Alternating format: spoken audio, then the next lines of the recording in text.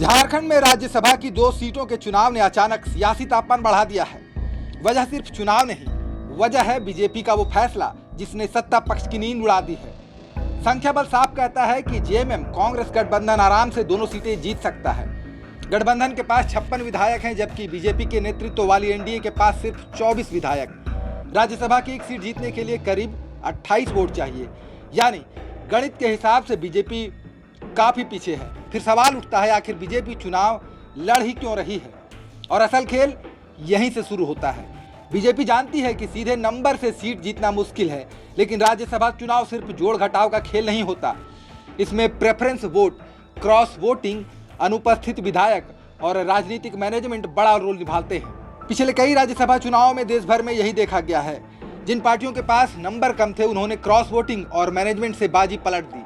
झारखंड में भी बीजेपी शायद उसी मॉडल का खेल खेल रही है। बीजेपी को उम्मीद है कि सत्ता पक्ष के अंदर सब कुछ ठीक नहीं है। कांग्रेस और जेएमएम के बीच पहले से ही तनाव की खबरें आती रही है। कांग्रेस के वरिष्ठ नेता प्रदीप बलमुचू तो यहां तक कह चुके हैं कि बीजेपी और जेएमएम के बीच अंदर खाने कोई सीक्रेट डील हो सकती है, खासकर अगर परिमल नाथवानी जैसा उम्मीदवार मैदान में आ जाता है। नाथवानी का नाम इसलिए भी अहम है क्योंकि वे पहले भी झारखंड से राज्यसभा जा चुके हैं और कॉर्पोरेट लॉबिंग से लेकर राजनीतिक रिश्तों तक उनकी पकड़ मजबूत मानी जाती है।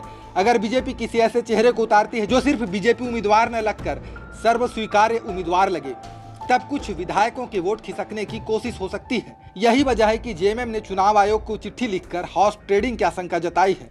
पार्टी ने साफ कहा है कि बीजेपी के पास नंबर नहीं है, फिर भी उम्मीदवार उतारने का फैसला बताता है कि कहीं न कहीं विधायकों को प्रभावित करने की कोशिश हो सकती है।